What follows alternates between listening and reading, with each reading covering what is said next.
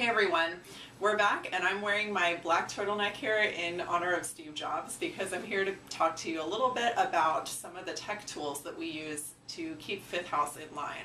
So a few blog posts ago I shared a bit about how we use our iPads to read music, and this is something that I wanted to talk about outside of the rehearsal room also because there's a lot of administrative work that we do at Fifth House and we have a lot of people involved in that process. So at this point we have 3 musicians who are staff members also. We also have 2 non-musician staff, and we have a whole host of interns. I think we have something like 12 interns right now, all working on different things.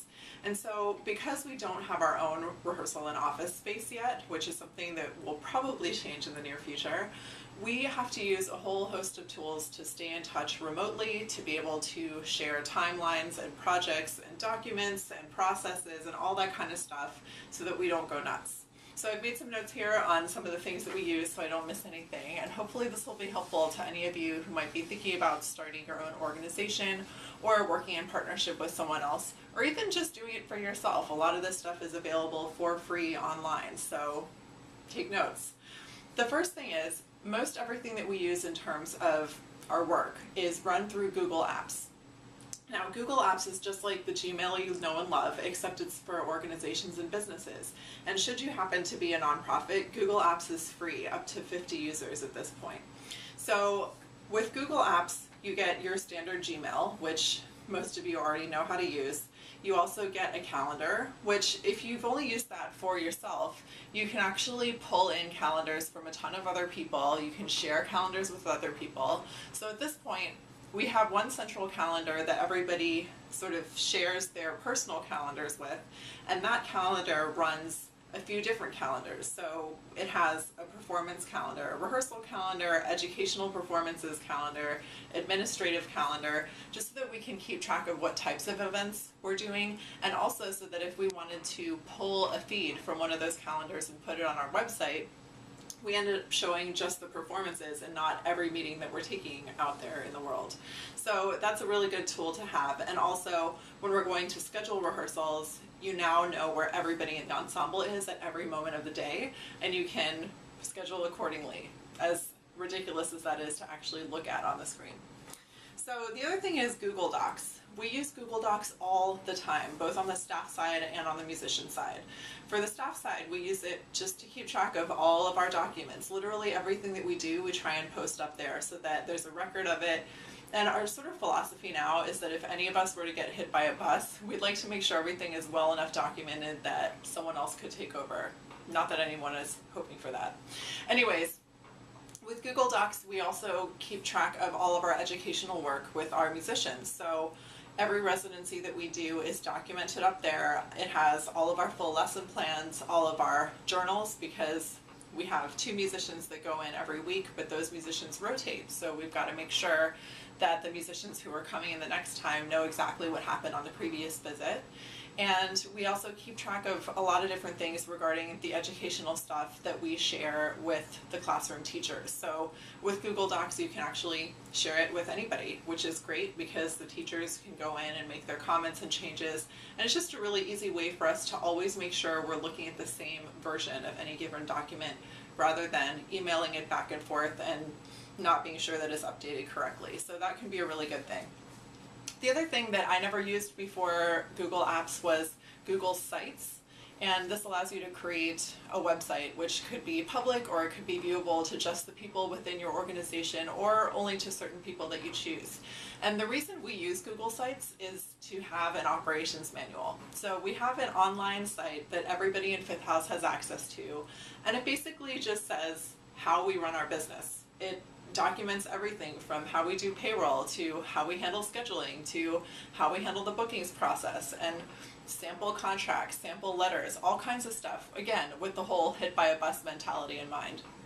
And the great thing about that is that if you ever have a question about how a certain event gets paid or how you report your mileage for something, all you have to do is go onto your lovely little Google Sites operations manual, and you don't have to call me anymore, which is fabulous because I get fewer phone calls about things that are already public knowledge. So this is where sort of the Google Suite is wonderful, but then beyond that, Google Apps allows you to have access to a ton of other types of tools that integrate with Google Apps. And so one of those that we use quite a lot on the staff side is ManyMoon. ManyMoon is a project management software. And again, before I worked in a team, I never really had much use for project management software. I just kind of made lists and, you know, kept track of my deadlines and stuff like that. But now that things are a lot crazier and we have so many different types of schedules and timelines and deadlines to keep track of, project management software has become really invaluable, especially during the busy grant season when you're working on a project and it has so many moving parts and everybody's responsible for a different bit.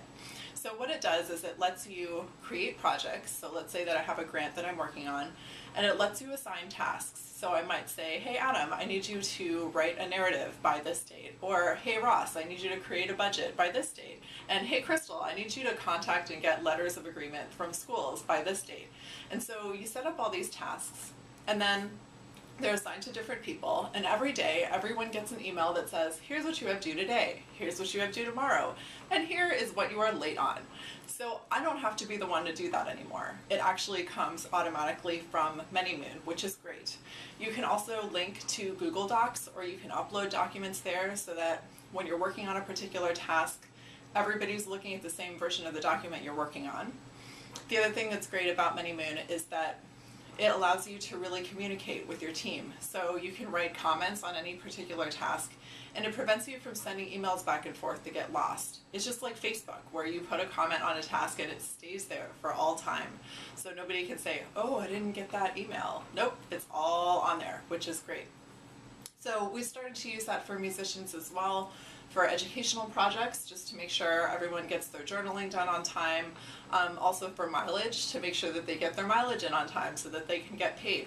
And once again, it prevents anyone on staff from having to send out those emails because it's being done automatically, which we all really love.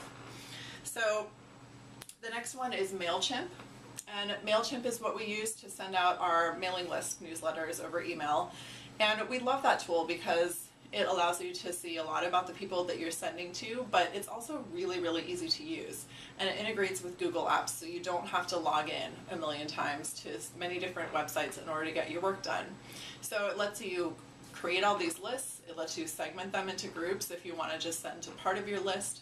And then, should you happen to own an iPad, there's this lovely application called Chimpadeedoo, which allows you to collect mailing lists on the road.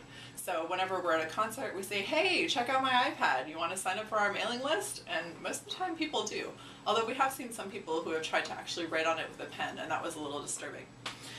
The other thing that's really good is Square. Should you happen to have an iPad, it's literally a square. I'm sure that a lot of people have heard of this already, but if you haven't and you're interested in selling stuff at your concerts, you should get one, because if you plug this into your Android device or iPhone or iPad, you actually can swipe credit cards into it. And just like PayPal, it allows you to have a merchant service that isn't really expensive. So that's really nice as well. And it keeps track of how much you sold of each thing. It's really fun, works well. And then last thing for the iPad is QuickOffice HD Pro. So for those of us who use the iPad almost like a computer, that can be a way for you to get at all of your Google Docs and other documents that you choose to put on your iPad while you're away from the office, which for those of us who are musicians and staff, that tends to be all the time. The other thing is, I am filming this on a little flip camera, which I got from TechSoup.org, which if you happen to be a not-for-profit, I would be really remiss not to mention that.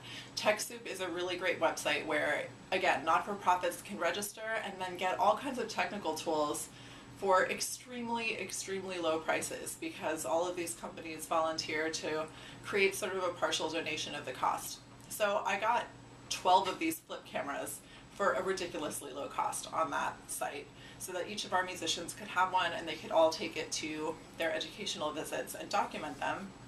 We've also gotten donations from Microsoft, we've gotten donations from Adobe, all kinds of different products that you know and love, which carry a very hefty price tag, but you can get them for pretty inexpensively if you happen to be a nonprofit there. So I hope those tools are helpful to you, and thanks again. Looking forward to seeing you in a couple weeks.